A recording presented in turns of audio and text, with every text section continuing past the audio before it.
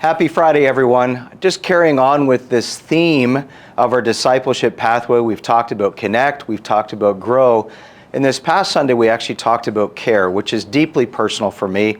But just as a reminder, if you weren't there, our idea of care is God designed us to be a conduit of His love to others in spiritual and practical ways. As a matter of fact, it is so deeply connected to the heart of Jesus that in His very first sermon, Luke chapter 4, verse 18, care was on display throughout it. I want to read just one verse to you so you can see God's heart for care. Luke 4:18, it says this, "The Spirit of the Lord is upon me, because He has anointed me to preach the gospel to the poor. He has sent me to heal the brokenhearted, to proclaim liberty to the captives, and recovery of sight to the blind, to set at liberty those who are oppressed." It's incredible to know that this was Jesus' first ever message that He preached, and hidden within it was God's heart of redemption. The reality is God didn't just want to redeem us from the sickness of sin and death, but also from sickness and struggle and oppression and discouragement and worry and fear and all those things that fight against us, church. And as I have been pondering this week just about my own journey with this idea of care, two thoughts or two themes have consistently just stood out to me as I've looked back at the last 25, 30 years of my life in Christ. And here's the first thought. Thought one, God desires that we care for imperfect people with His perfect love. Probably like me, and ask the question, well, how in the world do we do that?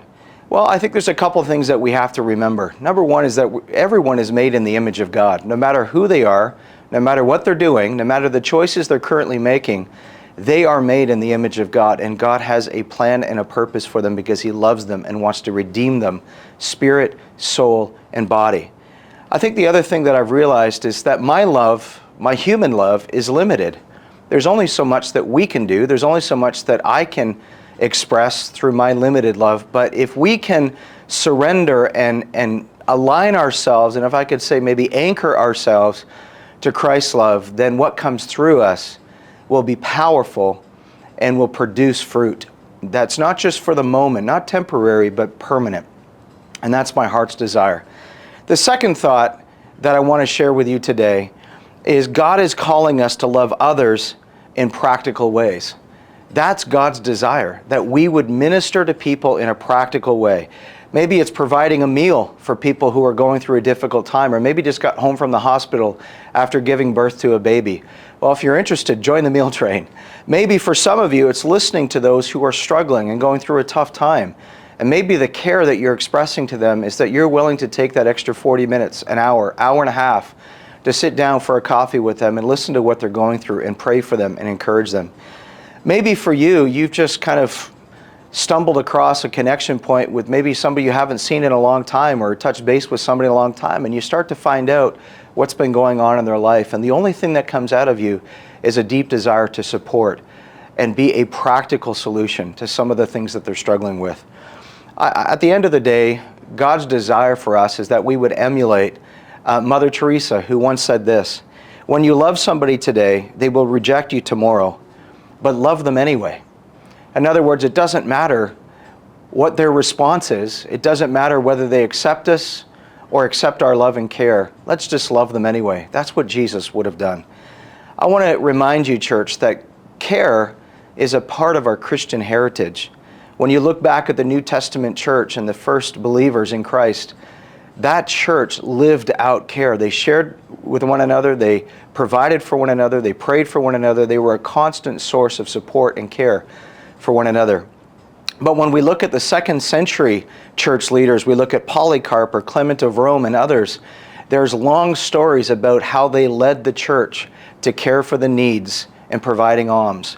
If we look at the 5th century AD with John Chrysostom, and we see the work that he did in the church and some of the ministries that were established to care for the orphans and the widows that were being neglected. It's just incredible to see that heritage. Fast forward to the Great Awakening, and we think of Jonathan Edwards or Charles Finney or Samuel Hopkins and some of the work they did to make sure that people were cared for, supported, noticed, and seen. And then right up to this last 100 years, and including a church that's just down the street from us, The Salvation Army, started by William Booth, and what they have done for the last over 100 years to support communities by providing for practical needs in pretty significant ways. The reality is, churches, it's our heritage, it's our legacy, it's what we've lived in, and it's what we've seen. And now I feel like, if anything, the baton's been passed to the church today. And I guess the question for us is, what are we as a church going to do with that baton?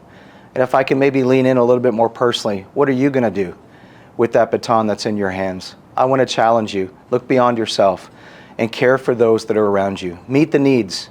Pray for people. Share with them. Listen to them. Support them.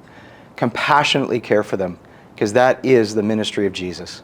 Bless you, church. We'll see you on Sunday.